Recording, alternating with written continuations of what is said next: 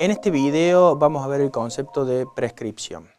Ante nada, la prescripción que nosotros estudiamos acá en materia de obligaciones es la prescripción liberatoria. La prescripción liberatoria se contrapone a la prescripción adquisitiva por cuanto importa la extinción de una obligación. En la prescripción adquisitiva es todo lo contrario, es la adquisición en el tiempo de un derecho real. Pero nosotros vamos a ver la prescripción liberatoria.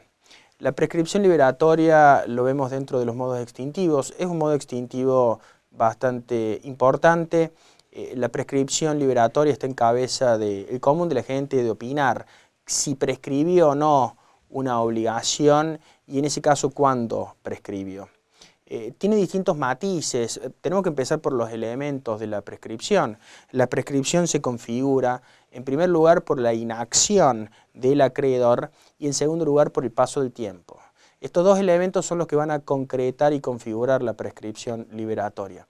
Una cierta inacción del acreedor en un tiempo. Esto va a importar o va a tener como consecuencia la extinción del derecho, la extinción de la obligación en cabeza del acreedor. Es decir, que el deudor va a quedar de esta manera liberado.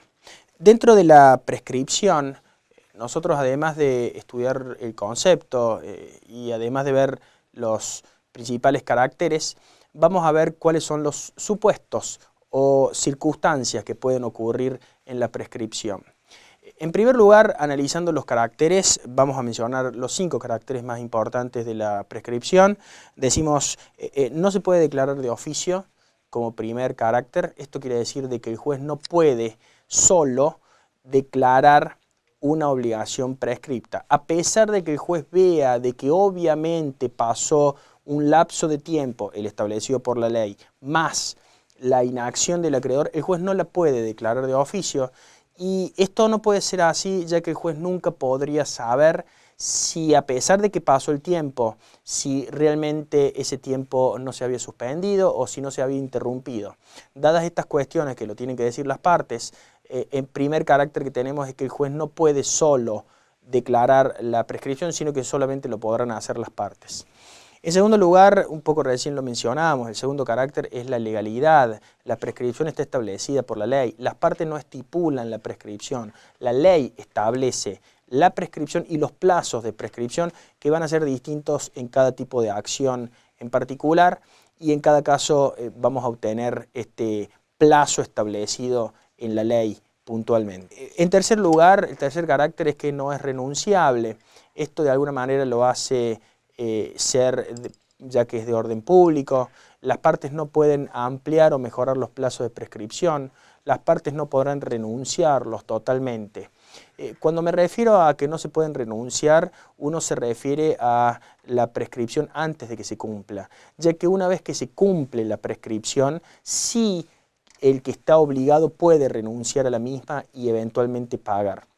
Pero antes de que la prescripción estuviera cumplida no pueden convenir las partes libremente, no la podrán renunciar, porque de esta manera podemos llegar a tener los abusos de la parte más fuerte sobre la más débil, que le obligue o que le haga renunciar a los plazos de prescripción.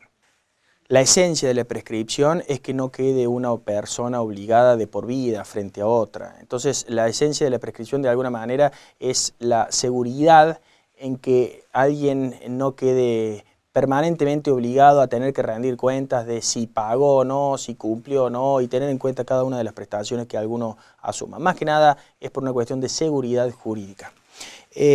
La interpretación de la prescripción es restrictiva, de alguna manera el carácter de orden público me apunta a este carácter, de que esto no se puede estar presumiendo, de que no se puede estar haciendo analogía, mucho menos se puede estar conviniendo sobre esto. La ley va a determinar los plazos y los supuestos de prescripción cuáles son.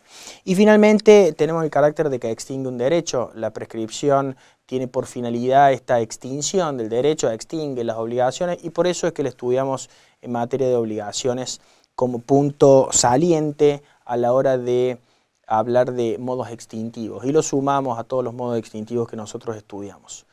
Recién mencionábamos dos vicisitudes que pueden ocurrir en el tiempo de la prescripción. Dijimos que prescripción se compone de dos elementos, de plazo o de un tiempo más inacción del acreedor. Bueno, la inacción del acreedor es que el acreedor no lleve a cabo todas aquellas diligencias para cobrar su crédito. El tiempo es el plazo durante el cual se extiende esta inactividad. Y con relación al tiempo podemos hacer referencia a dos vicisitudes que le pueden pasar al tiempo. El tiempo se puede suspender o el tiempo se puede interrumpir. La suspensión de la prescripción importa que se paralice el tiempo durante un cierto plazo en que no es posible llevar a cabo estas diligencias para cumplir o para hacer cumplir o para reclamar la prestación, y por tanto la ley borra este tiempo y no lo cuenta a los fines del plazo de la prescripción. Por otro lado, interrupción de la prescripción es cuando a través de un acto impulsivo o de actividad del acreedor cortamos ya no tanto por el tema tiempo, sino cortamos con el otro elemento, es decir, la inactividad. Estamos teniendo actividad, de alguna manera contraponemos ese elemento de inactivo o de dormirse el acreedor a la hora de exigir por la actividad y por el impulsar el cobro de su prestación.